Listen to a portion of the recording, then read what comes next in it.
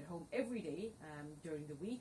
I need to know what can I do to try to get him to complete his tasks at school, because this has led him to incomplete examination tests as well. Thank you so much. It's Anonymous.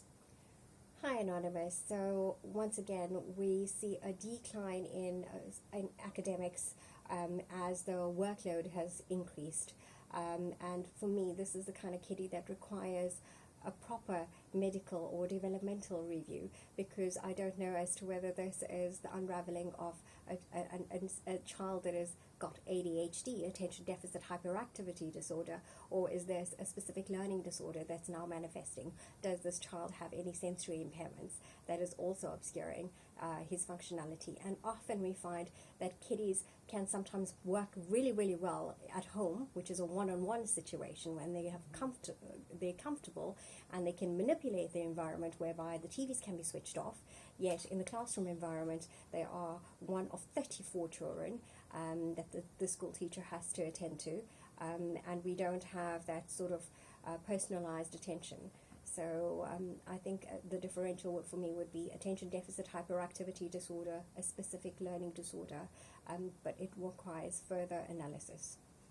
Okay, Anonymous, I hope you've actually listened in and Doc has helped you here. Can a child with developmental delays actually catch up to a certain degree? Yes, and this is what I've been trying to preach.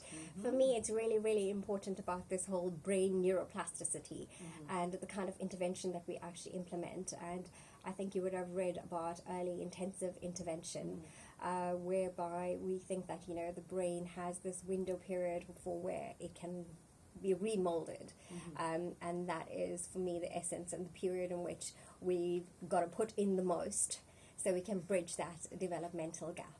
I mean, we see it often with kiddies with, for instance, glue ear that haven't been able to hear for a really long time. Suddenly they get grommets put in, and you know, moms and dads talk about this amazing sort of, they've suddenly woken up and their kiddies are talking in sentences, and the expressions and the whole world have opened up.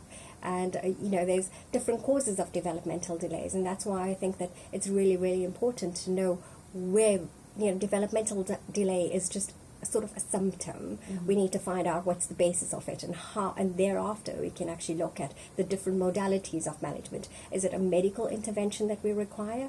Is it a surgical intervention? Or is it something therapeutic? Does the child require speech therapy, occupational therapy, or any of those forms of intervention? And the earlier we intervene, the better the outcome.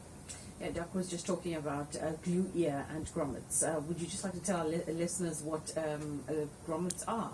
Oh, sorry. So grommets are actually these little tubes, they're now titanium, by the way, that are inserted into the tympani, which are the eardrums, which help in equalizing the pressure between the middle and the middle ear. So for kiddies that have recurrent ear infections or increased amounts of mucus production, such as when you have allergies, and you know, often we think, oh no, my kiddie is just teething, because that's the time that it happens. Beware, parents. And you know, it's that they're pulling on the ear, or sometimes you find that the eardrum has actually perforated, and it's extremely excruciating.